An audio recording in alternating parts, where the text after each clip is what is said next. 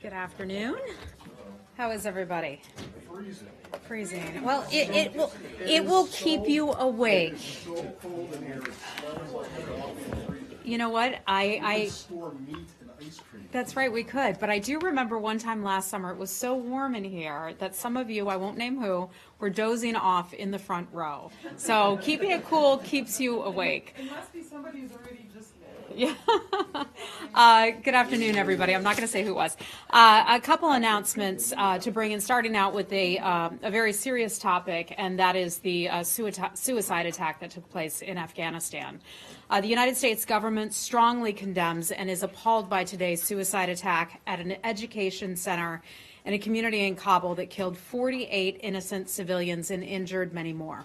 We send our deepest condolences to the families of those who were affected and their friends, and wish for a speedy recovery for those who were wounded. The horrific attack is a clear effort to foment sectarian violence and hold back the Afghan people's hopes for a future of peace and security.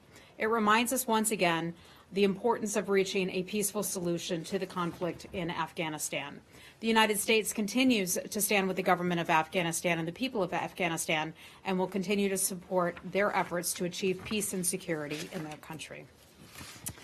Next, I'd like to mention something related to Iran, and I know many of you have watched this with great interest, the continued human rights abuses in that country. We are closely monitoring reports of numerous human rights defenders and members of minority groups, such as the Ghanabadi dervishes, who are unlawfully or arbitrarily incarcerated in Iranian regime prisons. Yesterday, I tweeted about Narges Mohammadi. She's a mother of two with a critical health condition, who was recently sentenced to a total of 16 years in prison for peacefully advocating for human rights reforms. Today, we are especially concerned about a prominent human rights lawyer named Nassim Sotoudeh, who has been detained in Tehran's Evin prison since June 2018, and who is facing national security charges for legally representing an Iranian woman who was charged for removing her headscarf in public. The Iranian regime jails people for peacefully exercising their rights and then jails people who are asked to defend them. These daily human rights violations and arbitrary arrests are simply unacceptable. We call on our partners around the world to join us in urging the Iranian regime to stop persecuting its people for exercising their human rights and their fundamental freedoms. And last, I'd like to address something that has taken place recently in Cambodia. And as many of you are aware, and we've discussed here, their recent elections, which the State Department has characterized as flawed and neither free nor fair. As previewed in the White House's July 29th statement on Cambodia's election, we are expanding the visa restrictions initiated on December 6, 2017, on individuals involved in the undermining of democracy in Cambodia. The expanded entry restrictions may apply to individuals both within and outside the Cambodian government who are responsible for the most notable anti-democratic actions taken in the run-up to the flawed July 29th election. In certain circumstances, their immediate family members will also be subject to restrictions. We reiterate our call for the Cambodian government to take tangible actions to promote national reconciliation by allowing independent media and civil society organizations to fulfill their vital roles unhindered, and immediately release Kem Sokha and other political prisoners, and ending the ban on political opposition. With that, I'd be happy to take your questions. Oh, but I do have one more announcement. I'd like to say happy birthday to Elise Lavitt from CNN. Happy birthday, Elise. She's off, as she should be today. Okay. Yeah. Yes. Happy birthday to Elise, indeed. Just on Cambodia real quick. Yes. Will you say you're expanding the visa restrictions? Expanding from how many to how many? I don't have the numbers before me on that, but they're reviewed obviously on a case-by-case basis. How do we know then they're actually being expanded? They're being expanded in, well, because the Secretary has a broad authority under the Immigration and Naturalization Act to restrict the visas of those who want to come into the United States that would have potentially serious adverse foreign policy consequences. And so the laws are confidential, as you well know, the visa laws are. So we're not going to be able to release a list of those who will fall under this. Okay, I'm not asking for a list, Yeah. but I mean, what does it mean to expand them? If you can't say with a number that you started with and now the number that they're going to be, I mean, I don't know how you can say you're expanding them. Well, we are expanding that. I will see if our consular people can Does get it you include additional a new information on that. Category of people Pardon me? now? Does it include a new category of officials? It's a way that we can review who is coming in and applying for visas and provide and make a determination as to who can come into the United States and who cannot. I know, but this is the problem with these kinds of things. Yeah. It happens with Nicaragua, it happens, you say that you're doing this, and then we the public, and the Cambodians themselves have no idea what actually this means if we don't know it's expanding the scope of the category of people who will be excluded or will be denied visas, or is it just a number? Matt, I will From see what 3 to additional 9 I or will to see what 12? additional information I can get you if we can provide you numbers on that. On Turkey, you may have seen today that the guy who was the honorary chairman of Amnesty International, who had been in jail there, was released today. Right, and I believe we've provided statements about that case in the past, certainly. Yeah, and but I'm sure you've seen that a judge denied Pastor Brunson's appeal. I have. And I'm also sure that you've seen the tariff announcement from the Turkish government. So I'm just wondering what you have to say about all three of those. Okay, let's start first with Pastor Brunson. Of course, we are very aware of the decision on the part of the court in Turkey. We're certainly disappointed by that announcement. We would like Pastor Brunson to be brought home to the United States. We have said for far too long that Pastor Brunson has been held for far too long, and we look forward to Pastor Brunson coming home. We'd like that to happen very soon. Okay.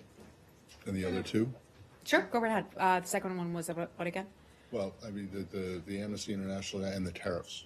Yeah, well, I mean, we're certainly. Also, and then on Brunson or on the tariffs, which I guess your White House colleague made a point to separate, saying that the U.S. tariffs that were imposed did not have anything to do with the Brunson case, but that the sanctions on the two officials did justice. Yeah, so in terms of the Amnesty International person, we're certainly pleased that he has been released. We have put out statements in the past on his case, and for that matter, the case of many others. We've seen as the Turkish government has detained people, many of them journalists, activists, members of civil society, accusing them or putting them in prison on what many would regard as trumped-up charges. So we're pleased that that they made that announcement today. In terms of Turkey and tariffs and our overall relationship with Turkey, I'm not going to characterize the extent of our relationship with Turkey. I mean, there's clearly work that is left to be done. The diplomacy continues. I anticipate that we will be talking with the Turkish government at some point in the future about the case of Pastor Brunson and the case of other Americans. Are you aware of anything scheduled or anything ongoing?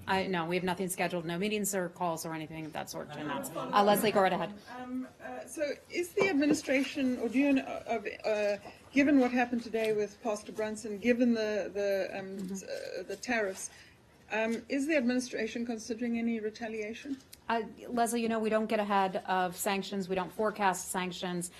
I don't know personally what is going to happen in the future, but those are things that are always, as a general matter, things that the U.S. government is able to deploy. The Vice President just tweeted that, saying he's demanding his release. I mean, has the Secretary made that message clear to his Turkish counterpart? I think we've discussed this before, that the U.S. government, whether it's the Vice President, the President, the Secretary, we've made our expectations very clear. We want our people home. I'm sure. Sorry, just now the White House said that the U.S. is prepared to bring sanctions against Turkey until Brunson is free. Okay, I've not seen that, so I'm not going to comment on that. Well, I mean, I'm just telling you so that Okay. I can ask the questions. But given that that has been sort of the policy so far, along with diplomacy, it's obvious it's not working. So why continue down that path? And is there something else that you feel the State Department can do or work on to change the course? Well, look, I think what we do here is we talk with other countries, and that is something that the State Department just simply does. So we will continue our diplomatic approach, and you would characterize it as it's not working. We don't have Pastor Brunson home yet. We don't have other Americans home yet, but we will keep working on it. Doesn't mean that we're going to stop trying. Okay? Said, go right ahead. The fact that Qatar is infusing $15 billion to shore up, apparently, to shore up the Turkish lira? You have any Yeah, comment on so I saw that report. I just have to refer you to the government of Qatar and the government of Turkey. both are I don't have any comment for you on that. I'd have to refer you to those governments. Okay. Pardon me? Do you welcome this step that Qatar has made? I think that's between those two countries, and I'm not going to comment on that, so I just refer you to those governments on that issue. Hi, Nick. Hey, Heather, just following up on Turkey, can you say what the last time was there was actually a discussion between whoever it is who's handling the Brunson case with the Turkish government? As you know, Ambassador Bolton, National Security Advisor Bolton, spoke with the Turkish ambassador 2 days ago, Monday, this week here in Washington. I believe that was the last conversation. But I certainly can't rule out that our embassy or other State Department personnel or U.S. government personnel would not have talked to Turkish officials about other matters. But is it your policy right now that there will be no discussion about this issue until he's released? We don't have any policy on that I'm aware of. Okay. Hold on. Hi. Important this one American to put global financial stability at risk, put U.S. base presence in Turkey at risk, put a NATO alliance with a NATO partner at risk for one American who's being put through the Turkish justice So you're system. saying this is our fault? No, This I'm saying situation is why- our fault? Why escalate it to that level for a single American I who think- has not been tortured or mistreated? He's been I think put through the I would Turkish take justice issue with the system. premise of your question. In terms of the financial situation in Turkey, we addressed this yesterday. And Turkey's financial situation has been in the works for quite some time, and it dates prior to the imposition of sanctions on August, I believe it was August the 1st. So this has been in train for quite some time, and you cannot blame the U.S. government for that.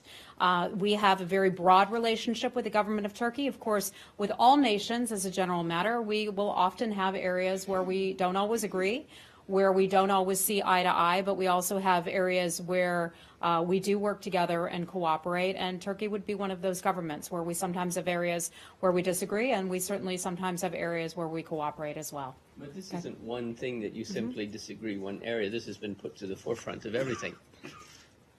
And your question is? So why is this one more important than all the others, it seems? You're trying to single out one individual. And I have stood here repeatedly, as have many of my colleagues, to speak about other people who have been detained in that country. Our chief mission is the protection of American citizens. That would obviously include Pastor Brunson. We also have 3 locally employed staff. I spoke about them just yesterday and was very clear with all of you that that is a major concern of ours. There's also a NASA scientist who has been detained by the Turkish government. That is important to us as well, and you've heard that come out of the State Department, you've heard that come out of the White House, and from our other colleagues as well. Okay, Lori, go ahead. Senator Pompeo spoke with the KRG and Iraqi prime ministers yesterday, and I saw your readout on that. Was there a particular reason now for his call and the presumed concern that would have prompted the call? No, we have those calls, as just a matter of diplomacy, have those calls regularly with other governments and other officials, and I think it was just a matter of checking in. Okay. On Turkey and Russia, the Russian foreign minister was just in Turkey to prepare for a summit on Syria that's going to take place in Turkey in September and which will include France and Germany. Are you invited to that summit?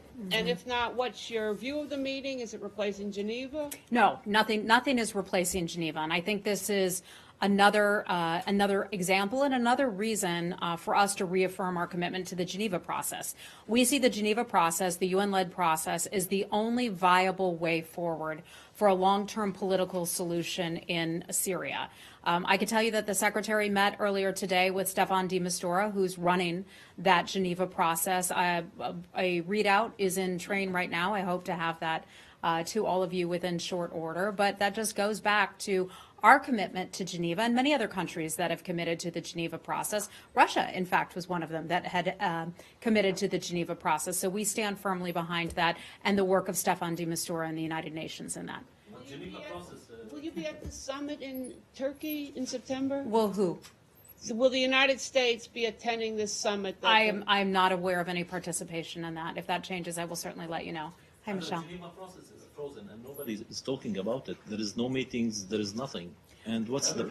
I'm talking about it. And there are a lot of other countries, including the United States, that have backed the Geneva process and continue to back the Geneva process. The reality is that that is the only viable solution going forward. You have these sidebar meetings, things like Astana and other things, okay, but the best one, the best way forward that the United States believes in, that the United Nations and many other countries believe in, is the Geneva process. Perhaps that process needs to be goosed again, but I think you'll be hearing in the coming days that that is something that we are doubling down our efforts in supporting that process going forward. Hey, Abby. Hey, staying in that area, there was a UN report that came out this week saying that around 20,000 to 30,000 ISIS fighters still remain in Iraq and Syria. Is that an assessment that the U.S. shares? And if so, what do you see as the timeline in the U.S. staying in Syria, considering... Okay, so you know we never talk about timelines. Those things are all conditions-based, and we certainly have a lot of work that is left to be done in Syria. Our role and mission in Syria is in dealing with ISIS. We remain committed to that. We have a lot of U.S. service members who are working very hard there, along with our diplomats and our folks on the ground from the State Department, who are helping out in Syria as well. So we anticipate, we will certainly be there and continue to support efforts there. In terms of your question about the number of ISIS fighters, I've seen various numbers. I think those numbers are hard to really pin down those numbers because of the complex nature of Syria and the difficulty that people would have in actually counting things, getting good information from the ground. So I don't have a U.S. government estimate to provide for you. Perhaps another department or agency has additional figures that they could provide, but I can't verify those numbers. The estimates that we've seen vary a lot. I have one follow-up on Sure. that. One of the things that the president said in April is that he thought the coalition was close to retaking 100% of the territory that had been held by ISIS. So if there's 20,000 to 30,000 ISIS fighters that still remain in Iraq and Syria, where is it that, what is the U.S. doing to prevent them from leaving the area? And is there concern, considering what's happening in Turkey right now, that they may be going across the border into other countries? I haven't seen any reports about Turkey, and a lot of this would be best addressed by the Department of Defense. So I don't want to get into their lane and would really hesitate doing that. But in the past, I can speak generally about how there have been pockets of ISIS fighters in very difficult areas. You remember how long it took, we talked about this last summer, how long it took to get ISIS fighters out of Mosul and liberate Mosul, especially West Mosul and the western part of that city from ISIS. This is tough work. We have consistently said that we know that this is going to take quite some time. We know that this process is not going to be easy. You have some successes, and then sometimes things backtrack, and then you have successes again. So I think it just goes to show that this is a long fight. We continue to be committed to this fight, and we're not backing down from that. ISIS needs to be defeated, and the U.S. government will stand firmly by that. Okay. Hi, Cindy. I know we touched on this yesterday about the risk of economic fallout from the worsening Turkey dispute.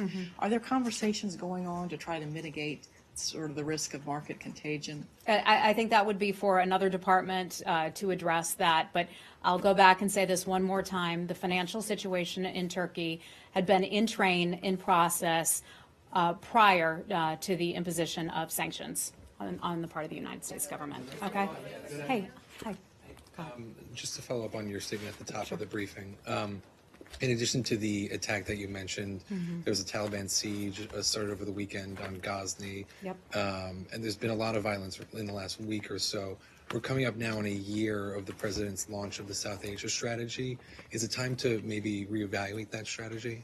No, it's not. I think what we're seeing here is there are some factions, some elements of the Taliban that clearly are not on board with peace. Others do want to have peace negotiations and peace discussions. Those who don't support peace, I think we are seeing them act out at this time. And that does not dissuade us from our commitment to Afghanistan or our commitment to the overall Afghan-led, Afghan-owned peace process. We've seen approximately 3 attacks take place, and I think just as many days, 2 attacks on military outposts and the attack that I just mentioned at the top of the briefing today on the education center. They're appalling. They are appalling attacks, but we remain firmly committed to working with the government of Afghanistan for an Afghan-led, Afghan-owned peace process. The Afghan people deserve better. We had seen some glimmers of hope in the past with ceasefires that have been successful, granted for a relatively short period of time, but that is something that President Ghani has supported, and he says that they will, continue to try to pursue peace, and we firmly support him in that effort. And let me just add that we want to offer our deepest condolences to the Afghan people for what they've experienced over the last several days. Okay. Yeah. Okay. Go right ahead. Have you seen any sustained interest from you said, some factions of the Taliban, but Well, I think that's what we're seeing. I mean, it's just evident what's going on. in peace talks with the United States? No. It is evident that some are not supportive of peace because we see some attacks taking place. But is the inverse then true? Is there sustained interest by factions in talking to the United States? Have there been renewed talks? I have no information for you on that. I can only tell you that in our past conversations with President Ghani and the government of Afghanistan, that we continue to support their peace efforts. Hi, Saeed. Sure. On Israel, on Israel, increasingly the Israeli authorities are holding, interrogating American scholars. Peter Beinart being one, Riza Aslan being another. Last week was a woman named Zimmerman. A month before, scholars from Columbia and so on. I wonder if you have anything to say about the holding, apparently without a reason, of these American scholars. I mean, to say nothing of what they do with the Palestinian Americans. Yeah. So, Saeed, this is something that we talk about time and time again, how much the United States values the freedom of expression. And that includes the freedom of expression from those that we don't always agree with. Some of you, some days, for example. We don't always agree on issues and policies and debates, and we can have disagreements. But that is something that we continue to support. As you bring up American citizens, we take our obligation and our duty to assist U.S. citizens extremely seriously. In terms of specific reports, I can't comment on, what has happened to specific Americans or conversations that they have had with the government. I believe that the Israeli government has addressed some of these recent situations in recent days, and so I just have to refer you to the government of Israel for more on that. And Israel just announced that the ceasefire has been implemented between Israel and Hamas. You have any comment on that? I'm not aware of that. I had not seen that report. My apologies. Abby, go right ahead. On Bangladesh. Okay. Switch. Do you have any comment, or does State Department have any concern over the crackdown on student protesters, the arrests that have been happening within Bangladesh? So this is a story that was in the news largely a week ago or so, and we're certainly aware of what started some of these protests. And there was a situation in which 2 young children were killed by a speeding bus. I think that's what you're talking about. And protests started where young people were standing up and saying, people need to drive more safely here in Bangladesh. And that kind of increased. Those protests started to increase. The government took some measures, I think, to try to limit some of those protests. I don't have any new details for you on what may or may have happened in the last day or so. I just don't have that fresh of information. But I know that we have a good relationship with the government of Bangladesh. We make our concerns about many matters very clear to that government, and we continue to have good cooperation with them. But we also, as we just discussed with Saeed, support the freedom of speech and the right to protest peacefully. Hi, Janie. Hi, thank you very much. On North Korea. Yes. South Korean government will pay $8 million to North Korea for the humanitarian assistance. Is humanitarian assistance included the sanctions against North Korea? What is your? Jenny, I don't have any information on this recent report, so if you can get me some additional information, I can try to get you an answer on that one. Okay. Hey, Callie. So on Myanmar, we've seen Politico had a story about how there was something on what the secretary may or may not say regarding the situation with the Rohingya. Do you have anything to announce on, is the State Department going to call it genocide? What's been happening in Rakhine State with the Rohingya? First let me start by saying, I'm certainly familiar with that report that came out. The report that came out revealed documents that were internal deliberative documents from the State Department. Someone at the State Department or in one of the agencies leaked those documents to a reporter. And I just want to say that I had conversations with the Secretary about this, and we have had conversations internally about that matter. And it's a real disappointment, I want to say, when colleagues, professionals leak deliberative documents. And you know why? Because it harms our ability to make decisions, to have free conversations among our colleagues about certain issues in the news, certain things that we need to make very important decisions about. In addition, when documents like that leak, it can also lead to people being injured in the field. And I don't just mean Americans, but I mean people on the ground. And so that remains a very serious and real concern of ours. And some folks out there may not think that that is a big deal. But when governments know that we're having a deliberative process about how to label something, what to call something, that can cause other countries, and I say this as a general matter, to act out and do certain things that we wouldn't want them to do. So I want to highlight while we're here the seriousness of leaking documents and the grave concern that we have, the State Department has, over when those kinds of things happen. As for any decision, the Secretary, to my awareness, has not made any particular decision yet, but if and when he does, we'll certainly let you know and make that public. Okay? Are you trying to say that the American people do not have a right or a reason to expect to know the deliberative process of their own government, the people who they pay to act in their names? The deliberative process is something that is supposed to be maintained discreetly and handled here within the confines of the State Department and not to be shared with a group of reporters or the general public. That is the deliberative process. Now, the final product, absolutely, absolutely. But people should have the right in here at the State Department, whether it's the top person or whether it's one of the most junior people, to have conversations and to be able to have debates about decisions that individuals want to make and our policy decisions here. That's understandable, but the deliberative process of the U.S. government is news, okay? It's news when it leaks, and it is a concern of this department when people make the decision to leak documents. Every single administration, as long as leaks have existed, which go back a long time, has always complained about leaks. And you know what? You know why that's a concern, Matt? Matt, you know why that's a concern? Because it limits our ability to have internal conversations. You don't work here. I do. I've seen it. I've seen it firsthand. It also can hurt, listen to me, it can also hurt people who are in the field.